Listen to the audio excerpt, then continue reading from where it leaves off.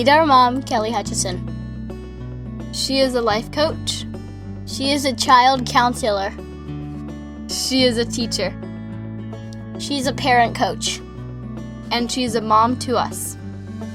She will teach you to stop yelling at your kids. She will teach you to get your kids to listen. She will teach you how to never sleep with mommy guilt again. She will teach you how to be an imperfect mom, so you can help your kids be imperfect too. And have harmony in the home. Hey everyone, welcome to episode 20, and it's called Hack the Floss. You're like, what? Before I get into hacking the floss, I want to read this from Samantha, my friend in Texas who we met out for dinner, and she said, you're just like you are in person that you are online. I was like, oh, thank you. Most people are like, I thought you'd be funnier. Oh, I thought you were a dumb blonde. I'm like, listen, people. Listen, Linda. Have you seen that? Listen, Linda. Oh my goodness, funniest thing ever. Listen, Linda. I am just like you. I'm trying every day, doing my best, and forgetting the rest. I'm B-, baby. So do not look perfection or unicorn in me or in my kids. I think I said that like 55 times. She says, I'm in the middle of listening to your podcast as usual, but I just had to thank you. Thank you for never giving up whenever you feel like you want to throw in the towel, and for letting Jesus throw the towel right back to you and say, you are not done yet. Oh, mic drop. You have changed my life in so many ways on giving me the tools to better myself, to better my family. It actually brings me to tears. Me too. This is insanity. I just read a lot of books and then I applied it and then now I'm just sharing it. I cannot wait to travel to see you on stage whenever you are speaking in front of thousands. I'd like to travel with you because I don't think that's going to happen. Just like Brooke and Dr. Shafali. I know you do not give yourself enough credit or recognition for all that you do and are capable of. So I will be here consistently in your corner cheering you on. I truly love all that you do. I mean, come on, people. This is insane in the membrane. And she said to me that night when we met for dinner, she said, what Shafali is to you is what you are to me. And I was like, wait, that was like on the SATs. The cat is to meow as the dog is to... What? I was like, what are you talking about? Have you had too many drinks before we met? So it means so much. And literally every single time I go to do a post, I go to do a video, I go to do an email, I go to do this podcast, my brain says, it like literally sends off alarms. Abort, abort, abort. Every single stinking honkin' time. And right now Grady's doing his reading time. So I said, Grady, I got to go do my podcast and I really don't want to. I'm just so afraid. What if it's not good enough and I want it to be perfect? And it's just, my brain is just so getting in the way because you want to show your kids as much as humanly possible all the struggle. You want to show them all the hard things of like you choosing hard over and over, like last week's podcast. And you know what he said? He goes, okay, fine. You don't have to. And I was like, yes, he's going to let me off the hook. He goes, you can just break the family rule of Hutchison's never give up. And I was like, what? And he goes, your last name's just going to be Gutchison. And I'm like, what are you talking about? He says, Hutchison's is for hard and G is for give up. So you're just going to be Kelly Gutchison. I'll just start calling you that. And I'm like, Grady, no, I'm scared. It's hard to put yourself out there, boy. He's like, okay, you want to be Hutchison or Gutchison? And I'm like, okay, here, this is what we're going to do. You're going to do your homework and read, and then I'm going to go do it. And he's like, I will not go and do it until I hear you say, welcome to episode 20. And I was like, okay. So he was listening out the door. Whew. And so here I am talking about hacking the floss. Now, this came to me during think time. And think time is different than meditation time. I am a huge believer in meditation. I mean, it is like muy importante. I had it described to me one time as, she said, your life is like the top of the water on think of an ocean. And down below, if you go scuba diving or you go down really deep, then it's very calm and peaceful. And so what meditation helps you do is it helps teach the brain to go and dip down into that peace and tranquility. Because all of your life is like the top of the ocean where there's noise and there's pollution and there's things coming at you 100 miles an hour. And she said meditation helps not only in that moment, but it helps throughout the day to dip down into that peace, into that tranquility. I was like, I am hooked on phonics on this one. Yes, let's do it.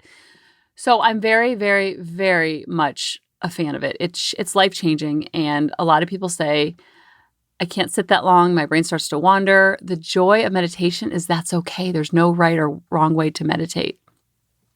But that's the only way you're going to train your brain how to get out of that frenetic, frenzied, there's never enough time, there's never enough money, there's never enough kids that are behaving, there's never enough. And it teaches your brain to go into that abundant state versus the lack state.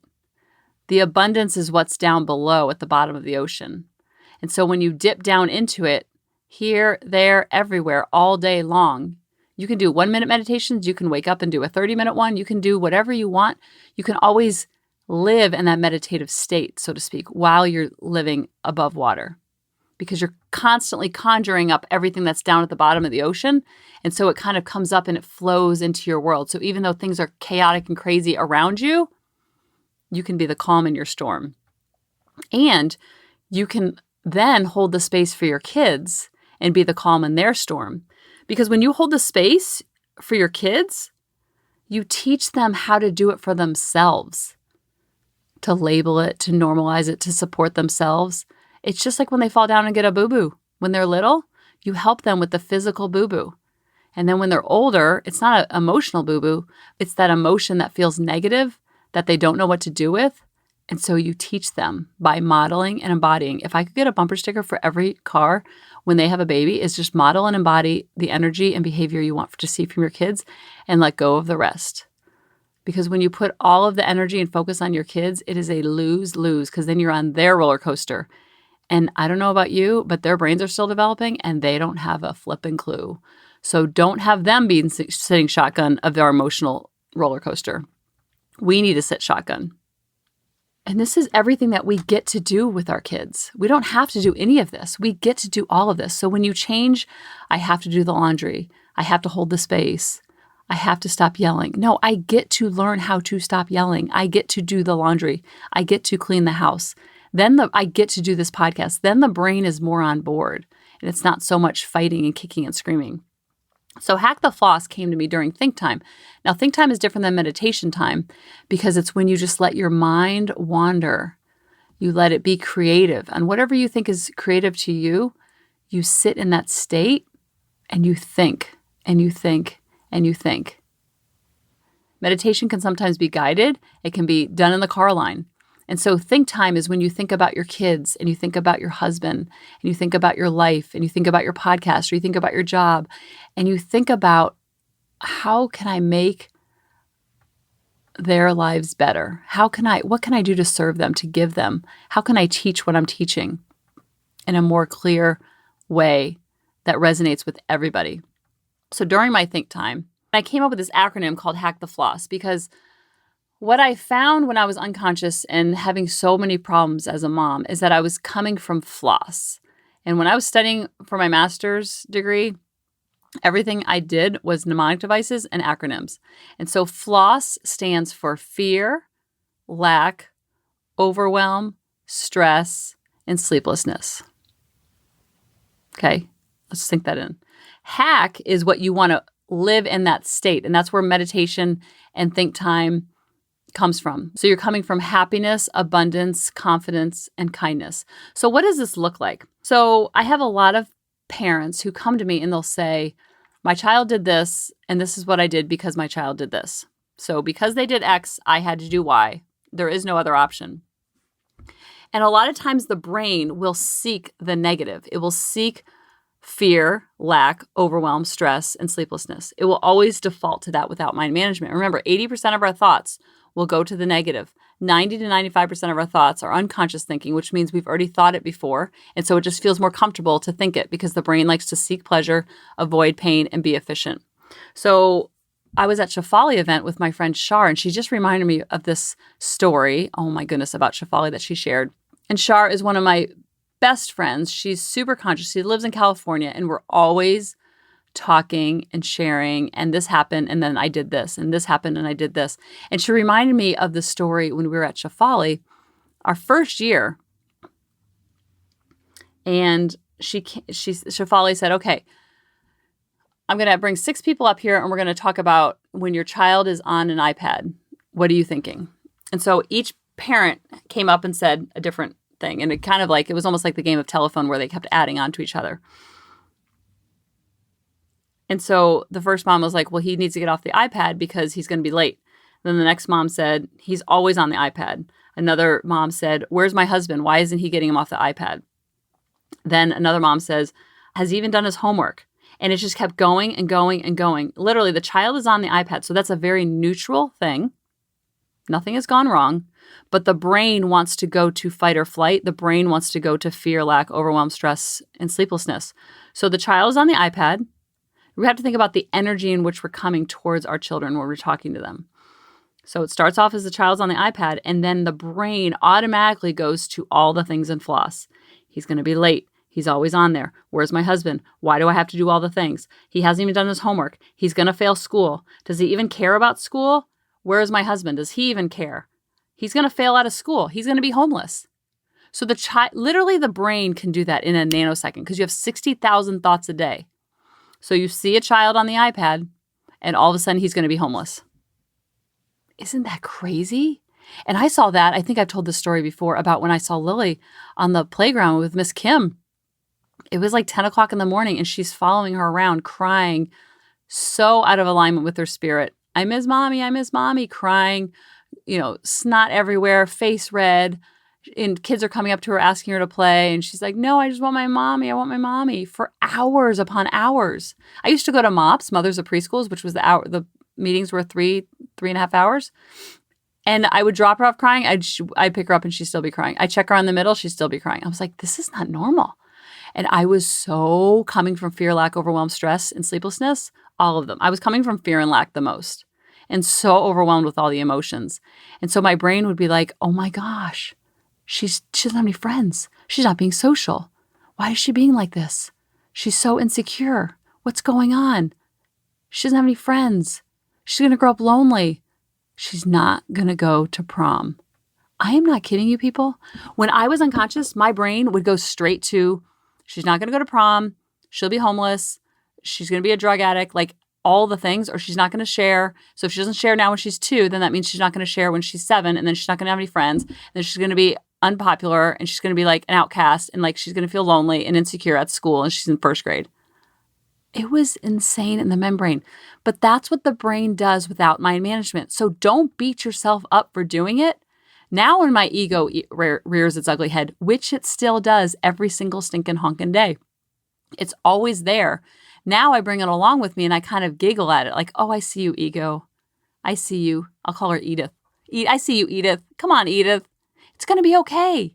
Because the ego, the monkey mind, the amygdala, the lower part of the brain, whatever you want to call it, is just really scared. It's coming from fear, lack, overwhelm, stress, and sleeplessness. This does not ever go away where all of a sudden you just live a life and you have no more floss. So I don't want you to beat yourself up for having floss because that is what the lower part of the brain does. This is really good news because that means there's nothing wrong with you. There's nothing wrong with your child. There's nothing wrong with the childhood that you had. There's nothing wrong with your parents. They might have been coming from floss also because they didn't know any better. And when you know better, you do better. Thank you, Toni Morrison or Maya Angelou. I can't remember who said that. I think it's Maya. So when I'm working with moms one-on-one, it's so fascinating to me because when we're detached, we can kind of see it at a bird's eye view. We're not so enmeshed and they're not going to prom. When you're detached, you can kind of get some space in between their action and our reaction. So when the reaction is so big and broad, it could be something that has nothing to do with our child. Like we had a bad day at work. We're annoyed at our husband about something. We don't feel like we're supported. We had someone say something to us off color on Facebook. We're in our heads and the brain is telling us that we're a victim, that we're not good enough. And so then the child does something and it's a way to offset some of that frustration that we have on something else or someone else that has nothing to do with this 3-year-old that's sitting in front of us. This is really good news to know because nothing has to change. So I'll have parents that I'm working with play out the messy room. And I'll say, well, is the rest of the house organized? Well, I said, well, let's just play out the messy room. Where's the fear of the messy room? Instead of looking at it as neutral, where's the floss in that, because there's floss in everything. Whenever we come at a situation and there's a lot of anger and aggression or sadness or hurt my feelings, then that energy is very contagious, and then the child takes it on within themselves. So the messy room can be very neutral. First, we have to look at the rest of the house. Then the messy room goes from, he's just like my ex. He or she doesn't even care. There's no respect for anything in this house. She's going to grow up and be messy. She's going to be messy at work. She's going to lose her job. She's going to be homeless. It always goes back to homeless and drug addicted living on the street. And then we actually manifest what we don't want. Isn't that crazy what the brain does? I see a lot of unconsciousness when I was growing up, and I saw a lot of unconsciousness with sports. And sometimes I see it with sports as far as when I'm talking with parents who their child is really good at lacrosse, let's say. And I was working with a parent. She was really, really, really nervous about her child's lacrosse. And I said, let's just play out the floss. Like, she was very high pressure.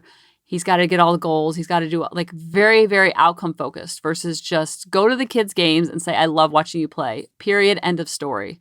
There doesn't need to be so much judgment or why'd you do this or why'd you do that? Why'd you do that? Take all of that away because the kids will figure it out on their own.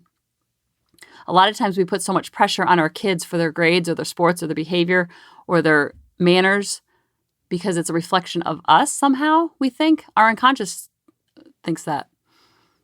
And so it's a reflection of us. So then we need them to be good at the sports, be good at the grades, be good at the behavior, be good at the manners. Because then it means something about us. So if they're hitting their home runs, scoring the goals, beating the time, then that means we're succeeding as a parent. But you have to see that comes from more floss than anything. Because the child does not need to excel at all the things. It's okay if they're just normal and average. Because then that will make them excel because they don't have the pressure of being above average in something that doesn't fuel them. So I'll play out the floss in sports and they'll say, well, they're lazy. They need to have grit. They need to have work ethic. They're so lazy at home. They're so lazy at sports. They're never going to amount to anything. They're going to be homeless on the street. See how it always goes back to homelessness? That's what the brain does without mind management. Same with grades. Grades. It's like, who really cares about grades? Because the value and worthiness of your child is not impacted at all by their grades, by their manners, by their sports, by their behavior. That doesn't touch their value and worthiness. They still came from a higher source, creator, God, the universe, the stork, whatever you believe, they still came from that energy. So that's where the happiness, abundance, confidence, and kindness comes from. Because when you are seeing your child as all things HACK, no matter what happens externally, nothing they do defines them or takes away any of that happiness, abundance, confidence, and kindness that they are born with when they are born. There's no dimmer switch on that. Just like there's no dimmer switch on your HACK. Happiness, abundance, confidence, kindness. You don't ever see a 2-year-old who is lacking with anything with happiness, abundance, confidence, and kindness. This lives within all of us. That is such good news. So you don't have to look external to find it. It's not from mom and dad. It's not from brother, sister. It's not from the coaches. It's not from your teachers. It's not from your upbringing. That is something that you have living dormant within you. So when these words talk to you and preach to you, all that's happening is that I am igniting something in you that already lives there. What happens is after 2, 3, 4 kids grow up, they are taught my worthiness and my value is now outside of me. No. It never went away. Happiness, abundance, confidence, kindness lives within all of us. That's why I love Tony Robbins' event, Unleash the Power Within. It's not about me unleashing it. You're going to unleash it yourself. Someone gave me the match to light my life up and see my abundance and confidence and kindness and happiness. So now I'm just passing the torch. It already lives within you. What we are doing to children is we're teaching them to look external for their value and their worthiness, their good enoughness. Every adult is walking around with the sign on their forehead saying, am I good enough? Am I worthy? Am I valuable? Every human being is. And so they're looking external for validation that is actually true or it's actually not true. And no matter what you're looking for, you will find it. So what I am begging parents to do is to teach their child young, nothing external is your value, measures your value or your worthiness. You were given that to you the day you were born. So don't look at grades. Don't look at sports. Don't look at our opinions. Don't look at your behavior. Don't look at your friend circle. It was given to you the day you were born. My job only in this life is to light that up and let them know that they don't belong to me. So every day at 4:48, thank you, God, for making this beautiful child. Every day at 10:10, thank you, God, for making this beautiful child. I want my kids to know over and over and over they don't belong to me. Their identity is not defined in their grades, in their sports, in their social circle. None of that. It's already given to you, so there's no way you can light it up. I don't want them looking externally for that validation. It's already living within them. So I want them to come from happiness, confidence, kindness, abundance. And the best way to build that within yourself that's already living there is to keep promises to yourself. Talk to yourself like you would talk to your sister, like you would talk to your best friend, like you would talk to your daughter. When you talk to yourself in the way that if there was a megaphone above your head and speaking out all your thoughts, that's where you can monitor your thoughts to make sure that they're coming from happiness, abundance, confidence, and kindness. So you're hacking the floss every single day. You're checking every single word, every single sentence that's coming out of your mouth, which comes out of your head, because it's not about what you say to other people. It's about what you say and you whisper inside of your head that matters. That inner chatter matters more than anything you could ever say to a child, or anything you could say to me, anything you could ever say to your parents. It's about what are you whispering to yourself. Make sure that those whispers are coming from happiness, abundance, confidence, and kindness. And it's not going to happen all the time. So don't beat yourself up for having floss thoughts. I have floss thoughts all the time. I'm constantly correcting myself. I'll say them out loud so my kids will see my floss thoughts and how I change them into happiness, abundance, confidence, and kindness. Because I know my value and my worthiness and my good enoughness comes from nothing external. Does not come from David, does not come from the kids, does not come from anything I do at work, people I help, has everything to do with what was given to me when I was born. I don't think God's sitting up in heaven going, yeah, I'm gonna add a little more joy to this person, a little more happiness to this person. I'm gonna add a lot more sadness there, and a lot more worthiness to this person, and a lot more value to this person, and a lot less good enoughness to this person. It's not doled out like in those movies where they're sitting on the assembly line. We all have the same amount of worthiness, value, and good enoughness. And when you come at your life and you go at your life and you see your marriage in the HACK mentality, and you see your children in the HACK mentality, and you see yourself in the HACK mentality, then you project that everywhere you go. Because when you squeeze a lemon, you get lemonade. When you squeeze an orange, you get orange juice.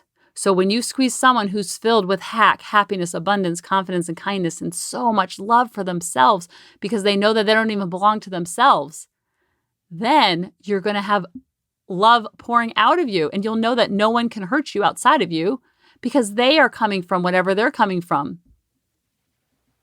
But when you come from hurt and anger and pain and resentment and you squeeze that person, you're just going to ooze that all over your loved ones and then take it out on your loved ones and lose it on your kids and have no idea why, when it has nothing to do with your kids. It has everything to do with the energy in which you're bringing to the relationship. So I hope this helped. Thank you so much. I'm glad I'm not a Gutchison. I am now a Hutchison's because Hutchisons never give up. We always choose hard. I love you, and I will see you next week. Talk to you soon. Bye-bye. Hey mamas, thanks for listening. If you had any ahas, clicks, or those lightning bolt moments while listening, you have to check out my free parenting bootcamp, where we take all of this to the next level and we try to create even more awakenings for ourselves so that we can connect more with our kids and never yell at them again. You can sign up at www.coachingkelly.com. And if you really want to fill up my love cup, send me an email of what your aha was, what your click was, what was that lightning bolt resonating moment while you were listening. I want nothing more in life than for you to have harmony in your home and to learn how to be an imperfect mom like me, which allows your kids to be imperfect too, each and every day. Thanks for listening.